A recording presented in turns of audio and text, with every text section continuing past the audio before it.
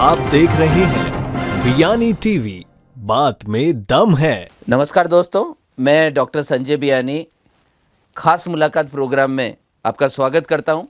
आज हमारे साथ बियानी स्टूडियो के इस शो में एक खास शख्सियत है और ये शख्सियत जानी जाती है पीस एजुकेशन के बारे में। ये जाने जाते हैं यूनेस्को में पोजीशन के कारण। आज हमारे बीच में प्रोफेसर प्रियंकर उपाध्याय सर है। सर, स्वागत है हमारे स्टूडियो में। Great and it's very it's a matter of proud कि सर आज का आपने यहाँ जयपुर आना हुआ और आपने इंस्टीट्यूशन में बच्चों के साथ इंटरेक्शन किया। सर, जो इस समय की सबसे बड़ी जो समस्या है जिस पे सब लोग चर्चा करते हैं, स्ट्रेस, टेंशन, नेगेटिविटी, पर इसके कहीं बेस में जाकर देखें तो अशांत है इंसान। और आपका पूरा टाइम जो आपने पूरी जो आपका लाइफ टाइम है वो शांति के लिए ही आपने डिवोट किया है। तो आपको सर, आपने पूरा प्रोस्पेक्टिव देखा है, यूनेस्को में पोजीशन होने के कारण एक ग्लोबल प्रोस्पेक्टिव में पीस को आप देख रहे हैं। तो क्या स्थिति है और इसमें इस स्थिति के को कैसे इम्प्रूव किया जा सकता है? क्योंकि जब इंसान अशांत रहेगा, है ना, समाज कभी भी शांति की तरफ नहीं बढ़ सकता, कभी भी हैप्पीनेस, लव, कंपैशन की तरफ नहीं बढ़ सकता। सो सर, इसे ओवरऑल पर्सपेक्टिव में जो हम देखते हैं और भारत की स्थिति कैसी है, हमारे देश की स्थिति कैसी है, ग्लोब में स्थिति कैसी है, अगर आप उसके बारे में आप अपना इंटरप्रिटेशन दे तो it's very useful for us. बहुत शुक्रिया यानी जी। पहली चीज़ तो मैं ये कहूँगा कि शांति सिर्फ युद्धों का या हिंसा का भाव नहीं है, बल्कि शांति उन परिस्थितियों का, उस मानसिकता का निर्माण है जिसमें मनुष्य युद्ध, हिंसा और अशांति की बातों से उबर सके, उससे निकल सके। और यही था प्रीएम्बल यूनेस्को का बहुत मशहूर कि since the war begins in the minds of man, it is in the minds of man that defences of peace should be built. ये बात 1945 की थी। संयुक्त राष्ट्र बना, 2 महायुद्धों के बाद एक उम्मीद जाहिर की गई कि अब ये विश्व शांतिमय होगा, लेकिन ऐसा हुआ नहीं। शीत युद्ध आया, शीत युद्ध चला गया। आज भी हिंसा की, युद्ध की स्थितियां बनी हुई हैं। आज भी देखिए, नॉर्थ कोरिया के शासक हैं, वो हर पल ये धमकी दे रहे हैं कि हम उन पे बम डालेंगे, और उसका उपाय हमारे अमेरिका और दक्षिण कोरिया वाले इस चीज़ में देख रहे हैं कि वहाँ पर उसको वहाँ अपने विमान भेज रहे हैं। तो ये वहाँ के स्तर से उठा के अगर आप बहुत नीचे के स्तर पे आएँ तो दुनिया में यूनाइटेड नेशंस के बावजूद, हमारे देश में मैं आपसे अभी जिक्र कर रहा था कि गौतम बुद्ध, कबीरदास और तुलसीदास और महावीर, भगवान महावीर और महात्मा गांधी, अनंत नामों के बाद श्री श्री रविशंकर, आपके पास ही माउंट आबू में ब्रह्म कुमारी, कोई कमी नहीं है विचारों की, कोई कमी नहीं है उन बातों की जिससे कि मन को शांति मिल सके। लेकिन हम ऐसा क्यों नहीं कर पा रहे हैं? यही मेरा ख्याल है एक मूल प्रश्न है जिस पे हमको विचार करना है। और भारत ही नहीं, पूरी दुनिया में आप देखें, अब कई तरह से लोग देखते हैं। कुछ लोग कहते हैं कि जो हमारा एक ग्लोबलाइजेशन का सिलसिला आया, एक दूसरे से जुड़ाव एकदम से बहुत बढ़ गया। पहले देखिए क्या था कि लोग एक दूसरे से उतने डायरेक्टली टच में नहीं रहते थे, चाहे वो मोहल्ले हों, चाहे वो गांव हों, चाहे शहर हों, चाहे देश हों। आज दूरियां समाप्त हो गई, एक भूमंडलीकरण का दौर आ गया। इसने मनुष्य की इच्छाओं को, उसकी आकांक्षाओं को भी बढ़ाया है, और साथ ही साथ एक तरह से उनको उन मानवीय मूल्यों से भी विरत किया है जो कि उसे अशांत होने से शायद रोक सकें और उसको इस दिशा में ले जा सकें कि वो भगवान बुद्ध का या भगवान महावीर या हमारे महात्मा गांधी का एक आदर्श भारत बन सके। ग्रेट सर, पर मुझे सर ऐसा लगता है कि महात्मा बुद्ध हमने बात की, महावीर स्वामी हमने बात की, ब्रह्म कुमारी, श्री श्री रविशंकर जी की, लेकिन सर देखिए, मुझे ऐसा प्रतीत होता है, मुझे ऐसी समझ है कि हम लोग हमारी एजुकेशन सिस्टम में बहुत सारी जानकारियाँ ले आए। हम बुद्ध की जानकारी ले आए, महावीर स्वामी जी की जानकारी ले आए, और ये जानकारियाँ इतनी बढ़ गई कि बहुत ही डाउट होता है कि जो जानकारी देने वाला है उसको समझ भी है कि नहीं है। क्योंकि शिक्षा ऐसी नहीं है जो किताबों में लिख दी और एक टीचर ने पढ़ दी और बच्चे को समझ में आ गई। मुझे लगता है शिक्षा वो है जो एक टीचर ने जी कर बताई है। तो मुझे लगता है कि आज जो शांत किस्म के लोग, वो समझ वाले लोग, क्योंकि वो जो जानकारी और समझ में शायद यही फ़र्क है। तो मुझे लगता है सर, ये जो इतनी सब ज्ञान होने के बाद में भी, इतनी अच्छी भूमि होने के कारण आप बनारस से डील करते हैं, इतनी शांत जगह है और इतनी स्पिरिचुअल जगह होने के बाद में भी लोग अशांत इसी वजह से, क्योंकि जानकारियाँ बहुत ज़्यादा है, लोगों को बहुत ज़्यादा जानकारी है, लेकिन बहुत कम लोगों को उस जानकारी की समझ है। सर, क्या आप मेरी बात से सहमत हैं? अब देखिए, कौन नहीं सहमत होगा आपसे। सच ये है कि जो जिसे हम ज्ञान कहते हैं वो सिर्फ सूचनाएं नहीं होती हैं। ज्ञान एक रेसिपी होती है कि उन सूचनाओं को अपने जीवन में हम कैसे उतारें। अब कुछ समस्या तो ऐसा है, जैसे मैंने आपसे पहले ज़िक्र किया था कि हमको जानकारी मिली, हमको पता है शांत होना चाहिए, हमको पता है मेडिटेशन करना चाहिए, हमको पता है कि शांति से, भगवान बुद्ध ने कहा कि वैर से वैर की शांति नहीं होती, सब चीज़ें पता हैं, लेकिन हम उसे कर क्यों नहीं पाते। और यहाँ पे हमको अपने सामाजिक पर्यावरण की ओर देखना पड़ता है कि हमारे सोशल चैलेंजेस क्या हैं। अगर हम बैठ के देख रहे हैं कि हमारे बच्चे स्कूल नहीं जा पा रहे हैं क्योंकि वो फीस नहीं दे सकते हैं, या हमारे बच्चे एक डिग्री हासिल करने के बाद नौकरी नहीं पा रहे हैं, या हम देख सकते हैं कि हमारी महिलाएं जो हैं, घर की बच्चियां हैं, असुरक्षित हैं, तो फिर हम अंदर की शांति की ओर दिशा में प्रयास नहीं करते हैं, हम दूसरी दिशा में जाते हैं। तो जैसा मैंने आपसे पहले कहा कि हम लोगों की इधर सोच ये है कि इस पूरी दिशा में संवेद प्रयास होने चाहिए। हम सिर्फ शांति, युद्धों को निपटा के शांति नहीं प्राप्त कर सकते हैं। And you are very right that we need to look, explore our own inner self to find out why we are not able to do certain things which are prescribed by our ancient sages. मगर at the same time इनमें भेद नहीं कर सकते। हम नहीं मानते हैं कि सिर्फ योग करने से या सिर्फ मूल्यों को अंगीकार करने से शांति हो जाएगी। जो पेट में भूखा है, जिसको कि एक भिखारी, आप जाइए स्टेशन पे पड़े रहते हैं सैकड़ों की संख्या में, और आप देखिए हमारे देश में एक सामाजिक स्थितियां इतनी विकट हैं, हमारे देश में नहीं पूरी दुनिया में आप पाते हैं जो डिस्पैरिटीज़ हैं, उस डिस्पैरिटीज़ को सिर्फ हम मूल्यों से शांत नहीं कर सकते। एट द सेम टाइम हम मटेरियल उपादान करके सिर्फ नहीं पा सकते। तो मूल्यों को, जो हमारे मूल्य हैं, जो शांति के मूल्य हैं, उनको हमको अगर प्रतिष्ठापित करना है तो हमें अपने सामाजिक पर्यावरण को, अपने अंतर्राष्ट्रीय पर्यावरण को, अपनी मीडिया को नियंत्रित कर। आज देखिए सबसे एक ट्रैजिक चीज़ ये हुई है, अभी हम लोग इस पर भी डिस्कशन कर रहे थे, कि कोई ख़राब खबर जो होती है वो ज़्यादा तेज़ी से फैलती है। Bad news is good news as far as media is concern. हम आपसे बात कर रहे हैं, इतनी अच्छी बात हो रही है, अगर आप किसी को भेजें किसी एक राष्ट्रीय या रीजनल टेलीविज़न में कि साहब हमारे प्रोफेसर साहब आए थे, ये बात हुई, तो देखेगा अरे हटाओ इसको। मगर अगर प्रोफेसर साहब को एक स्टूडेंट ने एक थप्पड़ मार दिया होता तो वो तुरंत न्यूज़ बन जाती। तो देखिए कहीं ना कहीं हमारे सामाजिक चिंतन में, जो आपने बड़ी खूबसूरती से इस बात को उठाया कि भाई जानकारी होने से ज्ञान नहीं बन जाता है, ज्ञान बनाने के लिए हमको उसकी रेसिपी को जानना पड़ेगा। और जहाँ पर हम देखें कि आप जैसे लोगों की ज़रूरत है, लोगों को एक मोटिवेटर की ज़रूरत है, एक ऐसे व्यक्ति की ज़रूरत है कि जो स्कूल में इस बात को एक रेसिपी बता सके कि सिर्फ मसाले आपके पास हो गए उससे सब्जी अच्छी नहीं बनती। जैसे दादी नानी करती थी, एक रेसिपी होती थी, उठाए तो वो रेसिपी बताने वाला काम शिक्षा से होगा। और वो शिक्षा हमको बहुत प्रारंभिक स्तर से लोगों को बताएं। जैसे आपने कहा कि तुम्हारी, बच्चों से कहा तुम्हारी ये जिम्मेदारी आपकी है, ये आपको एक, अगर आपने कन्या को बता दिया कि तुमको तुम्हारे जीवन का सिर्फ उद्देश्य एक अच्छी पत्नी, अच्छी अध्यापिका और माँ बनना नहीं है, उसके साथ तुमको भगवान ने इसलिए कन्या बनाया है कि तुम शांति दूत बनो। जिस दिन आपने ये कर लिया तो आपका सपना सच होगा। Great great great. पर सर अब जितना अब हम देख रहे हैं, जैसे जैसे हमारा सिविलाइजेशन बढ़ा, हम लोग मॉडर्न हुए, हमने रॉकेट साइंस सीखा, हम ऊपर चंद्रमा पे गए, हम जुपिटर पे जाने की सोच रहे हैं, हम प्रयास कर रहे हैं। तो जितना जितना ये टेक्नोलॉजिकल एडवांसमेंट हुआ है, उतना उतना कहीं ना कहीं पीस हमारा डिस्ट्रक्ट होता रहा है। अब इस सिचुएशन में, जबकि हम इस सिचुएशन में आ गए कि हर आदमी लगभग अशांत है, हर आदमी जो है अंदर से उग्र है, गुस्सा है, फ्रस्ट्रेशन है ना, कोई इंतज़ार नहीं करना चाहता, सब यही बोलते हैं अभी अभी अभी।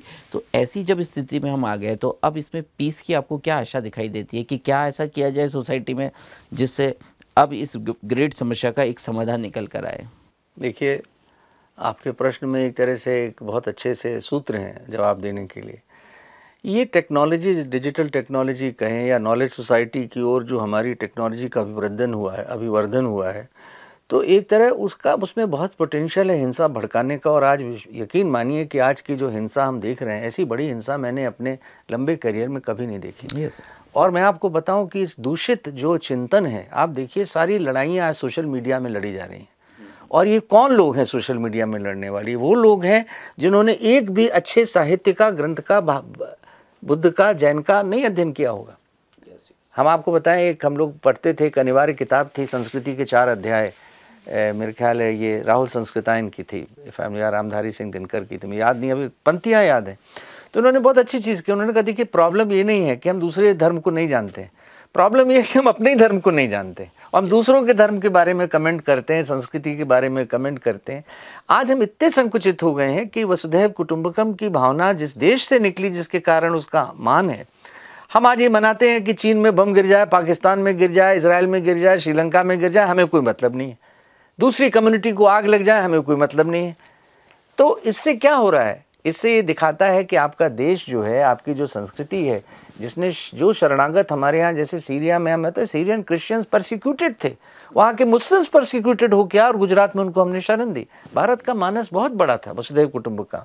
तो उन बातों को लाने में भी हमको उठाना पड़ेगा, सोशल मीडिया को कैप्चर करना पड़ेगा। We have to recapture social media and one of the best ways to do is the thing that you are doing here, कि हर शिक्षण संस्थान में आपके जैसा स्टूडियो हो, आप अपने YouTube लोड करें ताकि बच्चे उसको देखें, वो देखें कि हाँ इस तरह की बात भी यहाँ हो रही है।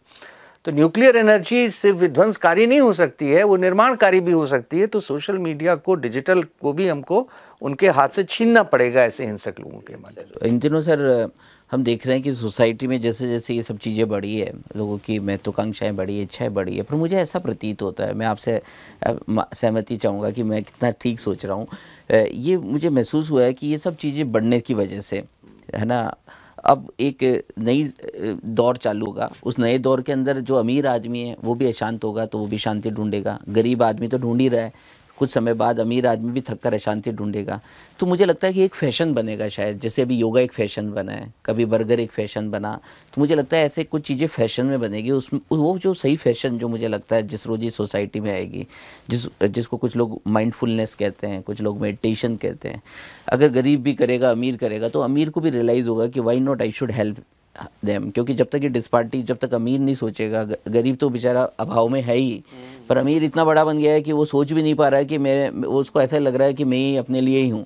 तो जिस रोज़ सब लोग, एक फैशन आएगा और सब लोग मेडिटेशन करने लगेंगे, अपने आप से जुड़ने लगेंगे, आत्मसात करने पड़ेंगे, और वो अपनी सही परिचय ढूंढ लेंगे कि I am a soul, I am a energy, I am just witnessing the thing, है ना, और whatever action will give reaction. ये जो थ्योरी है, चाहे बुद्धिज़्म की हो, चाहे ये थ्योरी हम देखें कृष्णा की बात करें, चाहे हम इसको न्यूटन थ्योरी से जोड़ें, सब ने एक ही बात कही है। पर उसके बाद में भी आदमी एक्शन कुछ करता है, रिएक्शन कुछ चाहता है, लेकिन जैसे ही वो आत्मसात करने लगेगा, मेडिटेशन करने लगेगा, उसकी सोच बदलेगी, उसके अंदर पीस आने लगेगा, वो विटनेस की तरह अपने आप को देखने लगेगा, और वो कंट्रीब्यूट करने की सोचेगा, वो लेने की नहीं सोचेगा।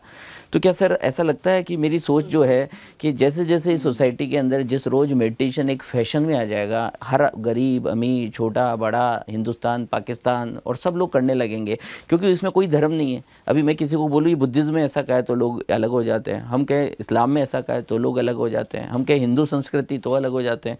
एक ऐसी बुनियादी चीज़ जो सब लोग अपना लें, जिसमें आदमी को आदमी से जुड़ना है और आदमी को अपनी ताकत का पता लगाना है, अगर ये काम अगर कोई हो सके तो क्या सर ऐसा लगता है पीस आ सकती है? बिल्कुल है। देखिए, चाहे उसको हम अपने यहाँ योग कहते हैं, कई दूसरे देशों में एक दूसरी तरह से इसको कहा जाता है, अलग अलग संस्कृतियों में कोई हमारा अपना अंतिम ट्रेडमार्क हो गया हो योगा का, वो ऐसा नहीं है, हमारी गलतफहमी हो सकती है। कई संस्कृतियों में ये ज़रूर है कि भारत में योगा सिर्फ एक फ़िज़िकल दृष्टि से नहीं था। हमारे यहाँ के जो महान चिंतन परंपराएं थी, उसमें उन लोगों ने योगा को हमारे संस्कृति से, हमारे इसको स्पिरिचुअलिज्म से भी जोड़ा था कि yoga is not simply the physical come feature but also, तो बहुत कुछ है जो इसमें जोड़ सकता है। देखिए, हमारी चिंता ये रहती है कि हम लोग सब योग करें, मगर हमको जुड़ना पड़ेगा एक दूसरे से। नहीं तो होता क्या है कि हमारा घर बहुत साफ़ है, हमारी गृहिणी बहुत साफ़ है, बच्चे साफ़ हैं, और कूड़ा हम उठा के घर के बाहर फेंक देते हैं। हमारे घर में सारे बच्चे धवल उज्ज्वल कपड़े पहने हुए हैं, बाहर पड़ोस में भिखमंगे या भीख मांगने वाले गरीब लोग फैले हुए हैं। तो ये जो होता है ना कि हम कूड़ा उठाया बाहर फेंक दिया, घर साफ़ हो गया। तो योग सिर्फ योग को समष्टि से जोड़ना, ये जो हमारे यहाँ विचारकों ने, जैसा आप कह रहे थे, किया भी है पहले और कर भी सकते हैं। बहुत से लोग इस दिशा में प्रयास कर रहे हैं कि भाई ये हम मिल के करें, और कई तरह से कई लोग, कई बुद्धिस्ट जो चैंटिंग होती है, फॉर एग्जांपल चैंटिंग में जो आता है उसका हिस्सा बनता है, चैंटिंग में जुड़ते जाइए, वो भी एक तरीका है। बहुत से तरीके हैं, लेकिन चैलेंज ये है कि इसमें कैसे लोगों को जोड़ा जाए जो दूसरों के प्रति संवेदनशील भी रहें। गांधी ने बहुत 40-50 साल पहले, 60 साल पहले ट्रस्टीशिप का प्रिंसिपल दिया था कि अमीर धनी व्यक्ति ये सोचे कि ये सब हम इसके ट्रस्टी हैं और हम अपनी संपत्ति का अपनी इच्छा से बंटवारा करें। उसी आधार पे भूदान बना, भूदान चला नहीं, आचार्य जी चले गए और तमाम लोग चले गए। तो हमको इस पे बहुत, क्योंकि ये हमको लगता है that's why I always say yoga is the greatest thing that has happened to humankind, but not by yoga alone. You have to bring it somewhere in the social, एक सोशल यूनिटी बनानी पड़ेगी। और नहीं तो ये हो जाएगा जो हम लोग पुराना विज्ञापन देखते थे कि हमारी साड़ी से हमारा योगा अच्छा है, तुम्हारा योगा ख़राब है। तो you know these are challenges, but एक जैसे आपने कहा कि उसमें शिक्षण संस्थाएं और आपके जैसी संस्थाएं एक बड़ा महत्वपूर्ण एक भूमिका अभिनीत कर सकती हैं कि यहाँ से चिंगारी निकल सकती है, जहाँ योगा प्लस हम करें कि योगा ठीक है, आप योगा भी करिए और दिन में 10 लोगों को जोड़िए। फॉर इंस्टेंस 10 बच्चों को पढ़ाइए, 10 वृक्ष लगाइए। तो not by yoga alone, that's what my sense is. Great sir, बिल्कुल आपने सही कहा कि योगा जो है, क्योंकि योगा का भी मतलब लोगों ने अपने हिसाब से निकाल लिया है। लोग स्मार्ट रहना चाहते हैं, स्लिम बॉडी चाहते हैं, तो वो कपालभाति करते हैं, वो प्राणायाम कर रहे हैं। लेकिन वास्तव में अगर योगा का में भी माइन्यूट चीज़ देखी जाए, उसको एक नया पहचान देखी जाए, तो वो तो उद्गीत है, वो तो अपने आप से जुड़ने की प्रक्रिया है। जो इंसान अपने आप से जुड़ जाता है वो समाज से भी जुड़ जाता है।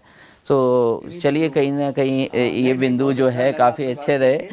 बहुत बहुत धन्यवाद। हम तो ये ईश्वर से कहते हैं कि शिक्षण संस्थाओं में आपको एक मौका है, अगर आपने 10 बच्चों को भी 10% बदल लिया तो आपने क्या किया है इसका अंदाज़ नहीं है। हमको ईश्वर ने बहुत ब्लेस किया है। ग्रेट। मैं सभी दर्शकों को और पर्टिकुलरली उनके अंदर जो शिक्षक हैं उन सब लोगों को बताना चाहूँगा कि जैसे प्रोफेसर प्रियंकर उपाध्याय सर ने बताया है कि एक नोबल प्रोफेशन है, और अगर हमने इस प्रोफेशन के अंदर यदि बच्चों को वास्तव में अपने आप से जोड़ दिया, अगर उन्हें वास्तव में मेडिटेशन और उनका पर्सनालिटी बदल दिया, तो इससे अच्छा काम इस धरती पे नहीं हो सकता। It's a great thoughts. And finally जाते जाते हम ये कहेंगे कि मैं उन सभी दर्शकों को ये बता देना चाहता हूँ कि अगर हम सब लोग को वास्तव में फील होता है कि हम सब स्ट्रेस में हैं, टेंशन में हैं, और कहीं ना कहीं हम डिस्टर्ब हैं और हम हैप्पीनेस के साथ नहीं हैं, तो हमें इस बात पे ज़रूर चिंतन करना पड़ेगा कि इसका सॉल्यूशन जो है वो निश्चित रूप से, मुझे ऐसा प्रतीत होता है, जैसा सर ने भी इसको स्वीकार किया है, कि हमें अपने आप से जुड़ना पड़ेगा। उसके लिए हमें किसी से भारत की ज़रूरत नहीं है, इंसान को इंसान की ज़रूरत है। आपको अपने लिए, अपनी इमोशनल बैलेंस के लिए, अपनी इमोशनल बॉडी के लिए, अपनी मेंटल बॉडी के लिए, अपनी सोल के लिए, अपने लिए अब कुछ समय निकालना पड़ेगा। और हम सब लोगों को मेडिटेशन से जुड़ना पड़ेगा। हमें सब कुछ, सारे सवाल हमारे अंदर ही है, सारे जवाब भी हमारे अंदर ही है, क्योंकि दुनिया के सबसे बेहतरीन अगर कोई इस कायनात के अंदर कोई क्रिएचर है तो वो इंसान है। और हम सब भाग्यशाली है कि 700 करोड़ जो लोग हैं इस दुनिया में, वो सब भाग्यशाली है, क्योंकि आज जो सबसे अच्छा काम कर सकता है और सबसे अच्छा सोच सकता है, सबसे ज़्यादा हंस सकता है, तो वो इंसान है। आपकी हंसी ना खो जाए, इसलिए इस बात की बहुत ज़रूरत है कि पीस एक तरफा नहीं है, पीस सब लोगों में आनी चाहिए। इसलिए आइए हम इस सोसाइटी को पीसफुल बनाने के लिए एक जो इफ़ेक्टिव टूल, जो आज का टूल है, जो महात्मा बुद्ध के द्वारा विपासना के रूप में दिया गया, जो ब्रह्म कुमारी के द्वारा BK एजुकेशन ओम शांति के रूप में दिया गया, जो महावीर स्वामी द्वारा दिया गया, आज भी प्रासंगिक है और आज भी ज़रूरी है, क्योंकि आज भी हम अपसेट हैं। इसलिए हम सब लोग मेडिटेशन की किसी न विधि को अपनाएं, अपने लाइफ के अंदर अपने बच्चों को, अपने आप को उससे जोड़ें। मुझे लगता है इससे हमें बहुत फ़ायदा होगा और हमारी सोसाइटी एक सुधार की तरफ बढ़ेगी। सर आपका बहुत धन्यवाद, आपने मौका दिया हमको। आप तो खुद ही शुक्रिया, थैंक यू, सचेतक हैं, अपना कार्य में आगे बढ़े। थैंक यू, आपने काफ़ी समय दिया, शुक्रिया, शुभकामनाएं।